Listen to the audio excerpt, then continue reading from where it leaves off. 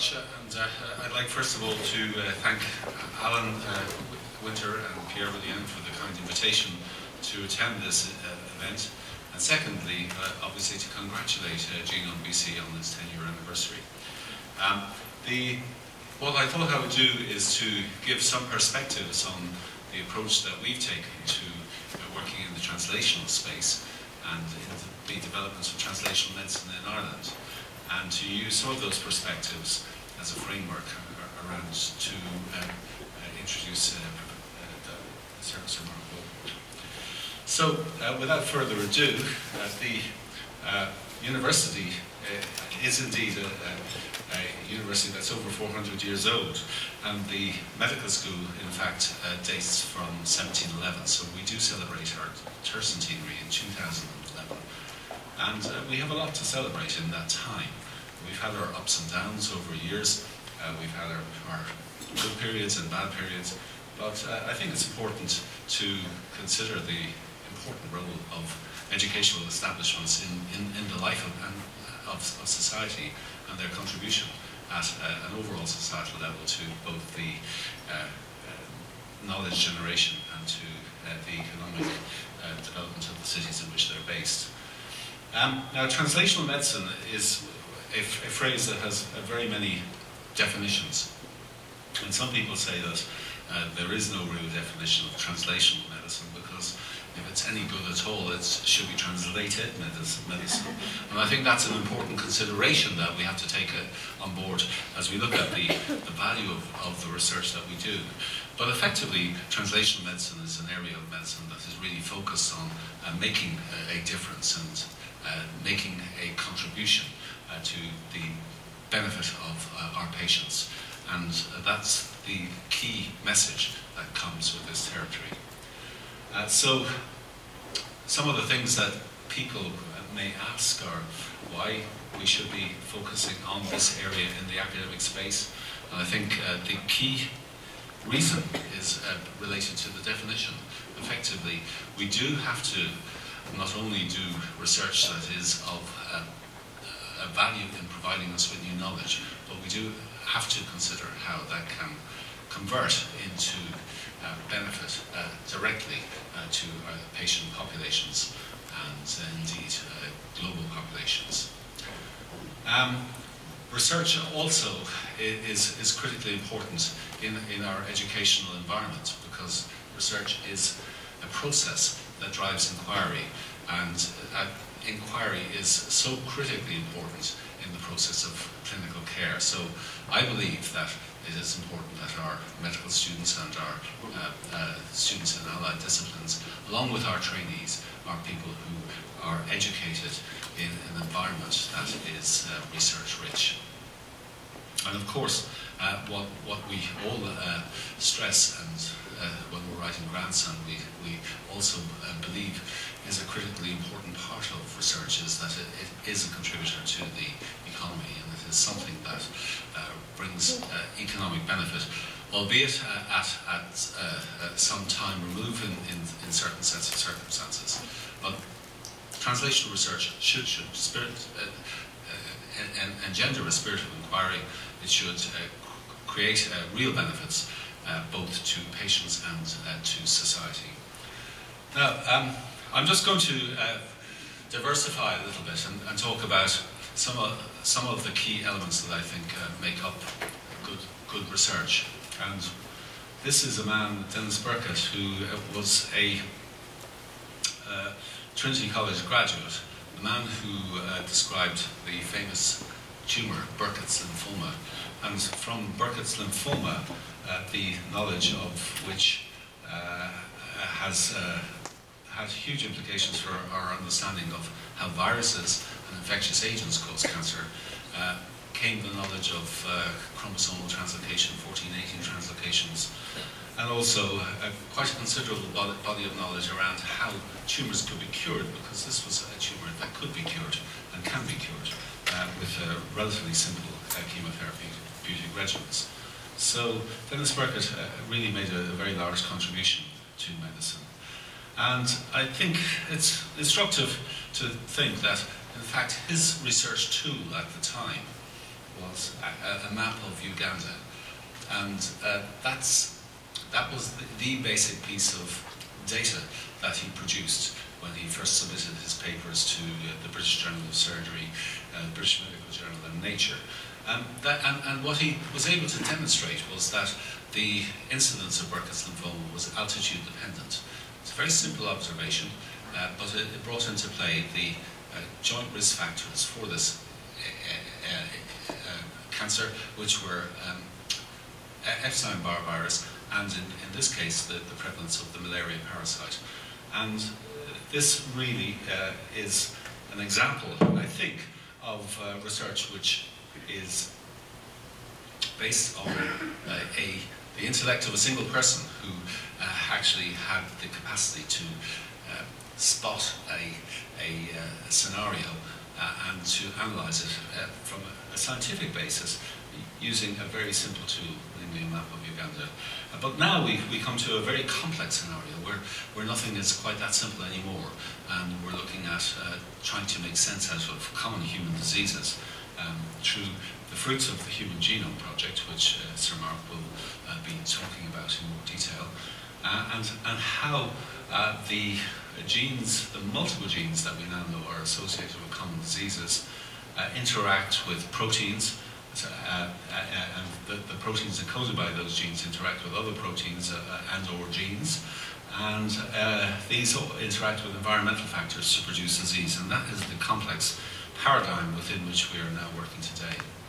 So we do need complex tools. We can't rely on maps of Uganda, and we need tools like high throughput sequencing and the informatics resources that back those up. And indeed, yesterday we visited the Michael Smith Genome Science Centre, and we saw the petabyte arrays of servers which interpret and interrogate that data. And that's a critical tool that we need. And indeed, at another level, the advances in imaging that have developed at both a whole body level, at true functional MRI, and this is from Harold Hampel, who was until recently our professor of psychiatry, showing the changes in fMRI uptake in patients with Alzheimer's disease on treatment with anticholinesterase inhibitors. And here again, also some research from Trinity showing the size-selective distribution of really highly fluorescent nanoparticles, which can be potentially used in optical imaging. And indeed, the nanoparticle technology has now come to be utilized in the imaging of small tumor deposits. And this is I think the only licensed form of nanoparticle technology, which is an iron-based nanoparticle technology. So there are a whole new array of tools that are needed to make progress, and it's critical that we utilize those tools in the right way. But technology isn't the answer. We need more powerful technologies. We can become so aware, visiting the Genome Science Centre, of the power of new sequencing technologies which can sequence in a single day material that would have taken months to sequence not so very long ago. Faster throughput is again part of the paradigm, and bigger computers, certainly the capacity to store information is now becoming a rate limiting step. But in events, the crucial issues, I think, in general are the synergies between researchers as much as the technologies. It is about people. It is about people who develop new ways of thinking. And when you look at Nobel laureates like Craig Mellon and Andrew Farr from 2006, who discovered the RNA world, they worked on plants and worms to identify molecules that completely transformed our way of looking at the world, and which now provide us with the capacity to think about new therapeutic entities related to RNA silencing. So new ways of thinking and people who think in a different way remain critical. Remember, Denis Burt, what he did was to look at a problem that everybody was looking at, but to look at it in a completely different way. So again, in this context, this is an example from Trinity College, Dublin and Dundee, and this is the identification of the filigrean gene as the gene for eczema. Very hard to believe that there is a single dominant gene for childhood eczema, but there is, and it's filigrean. And one of our wonderful synergies was the fact that Alan Irvine, who discovered this gene together with Erwin McLean at Dundee, came to work in Dublin, and within the same facility, Pádraig Fallon, who had previously worked on filigrean, a really excellent immunologist, sat down with Alan, and he very quickly devised a way of generating a mouse model for eczema based on Alan's work, which again would not really have happened unless those two people sat together in the same room and started to think about the question with their joint abilities in genetics and in immunology and cell biology. So there's a virtuous cycle, and that is of strategic thinking, of excellence, and most importantly, of people. And speaking of this brings me to the Wellcome Trust, which is one of the most influential medical philanthropic organisations on the planet. And the Wellcome Trust has a philosophy which is based on supporting the very best people. And this is a philosophy that I think has proven to be a successful philosophy, and one which has resulted in the generation of a great body of knowledge within the research community. So at this point I would like to introduce Sir Mark Walport to give the Don Ricks keynote address. Before joining the Trust, Sir Mark was Professor of Medicine and Head of Division of Medicine at Imperial College. He was recently voted the number 2 in the Times Eureka table of the UK's most influential scientists, and it's very easy to see why. His insights are widely sought. He's a member of the Prime Minister's Council for Science and Technology, and has also served on a wide range of other bodies where his continual ability to produce new insights and new observations are so extremely valuable.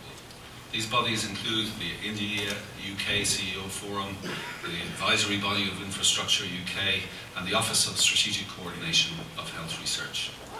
He's also a member of a number of really critical advisory panels in the global health arena, including the Grand Challenges in Global Health Scientific Board and the Council of the Global HIV Vaccine Enterprise. He's conducted numerous independent reviews for the UK government, but I think one of the most influential was of his reports has been the Walport report on integrated academic training for clinicians, which he produced in 2005. And I think already you can see a transformation in the clinical academic stage in the UK with a revitalisation of biomedical academic careers. For his very considerable services to medicine and medical research, he was knighted in the 2009 honours lists. Ladies and gentlemen, it's a very great pleasure to introduce Sir Mark Walport to give the Don Ricks.